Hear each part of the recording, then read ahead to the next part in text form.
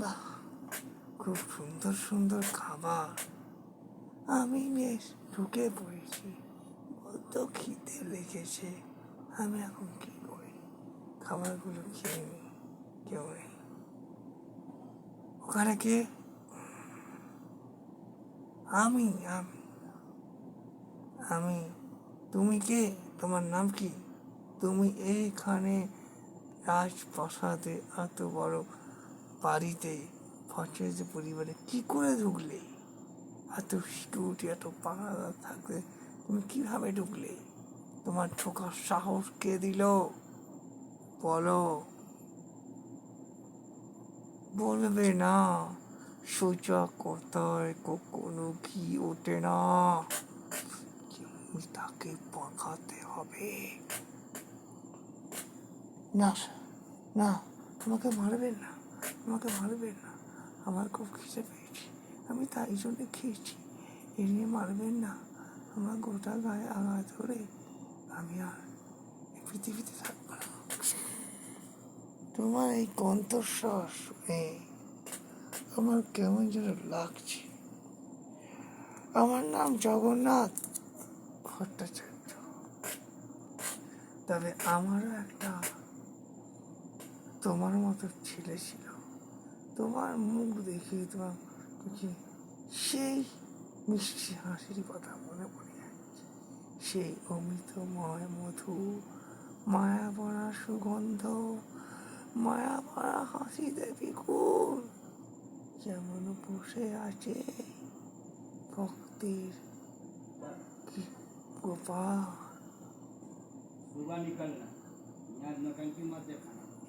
ঠিক আছে না, তুমি তো গোপাল নয়, তুমি একটা চোর। আমার বাড়িতে ঢুকেছ এই পরিস্থিতিতে, তাই তোমাকে আমি এভাবে তো আমি জানাবো না। তুমি যখন এসেই পড়েছ, এর শাস্তি তো তোমাকে পেতেই হবে। তোমার নাম কি? আমার নাম বড় সাহেব, আমার নাম হলো সূর্য। সূর্য সূর্য তা থেকে বাজ পড়ল। সূর্য,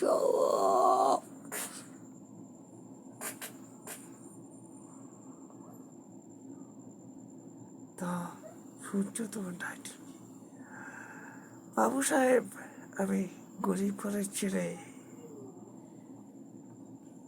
নেই মনে আনন্দ, নেই মনে ভালোবাসা, নেই হাসি কান্নায় ভরা। তাই আমার পদবীর কোনো চিহ্ন নেই বাবু সাহেব, চিহ্ন নেই। পদবী হলো পায়ের তলায় ঠুলি টুলি পদবী, তাছাড়া আর কোনো পদবী নেই।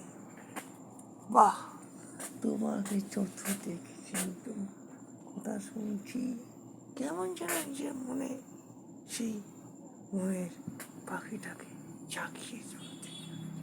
কিন্তু আমি জানি না তুমি কে। তবে তোমার নাম সূর্য, তোমার কোনো পদবী নেই। এমনও মানুষ আছে যার কোনো নাম হতে পারে, কোনো পদবী নেই। জানি সেটাও আমি জানি না। তবে তুমি এখানে কি আশায় ঢুকলে?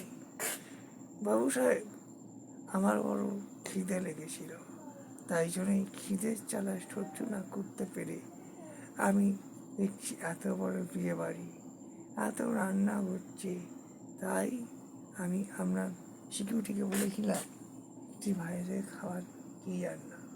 সিকিউরিটি বলল আমার মতো ভিখারি কোনো এই পরিবারের জায়গা নেই। সিকিউরিটি, সিকিউরিটি, এদিকে এসো। তুমি এনাকে বলেছ আমার ওনার মতো লোককে এই পরিবারে জায়গা নেই। আমি কি এই তোমাদের শিক্ষা দিয়েছি? এই তোমাদের কথা বলেছি? তোমরা এমন আচরণ করো কেন? তোমাদের জন্য এই আমার উঁচু কথা থেকে আস্তে পায়ের তলার পদ চিহ্নে নত হয়ে যাচ্ছে, সেটা বোঝো না, এটা বোঝো না। যদি না বোঝো, কাল থেকে মাই অর্ডার, নট চাকরি, get out. My out, my house may get out. না স্যার, ভুল হয়ে গেছে, এরকম ভুল আর কখনো করবে না, যাও।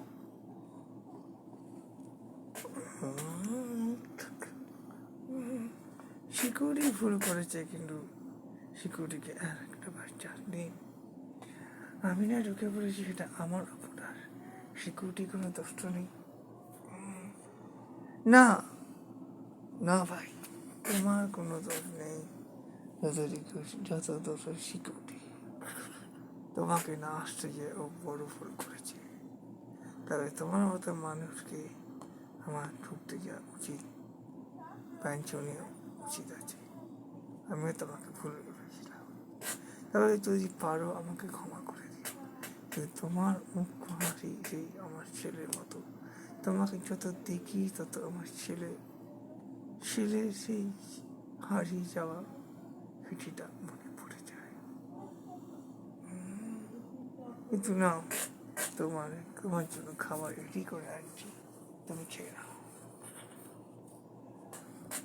বাবু সাহেব, এত খাবার আমি একাই খাবো?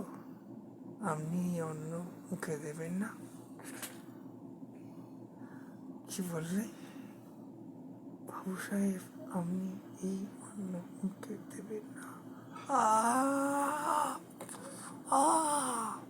যতবার এই কথা শুনেছি, ততবার এই আমার ছেলের দেহটাকে হেসে উঠেছে। কেন কেন এই কথাটা আমার কানের কাছে শোনা বড় আশ্চর্য, বড় যন্ত্রণাদায়ক। আমি এই কথাটাকে নিতে পারছি না।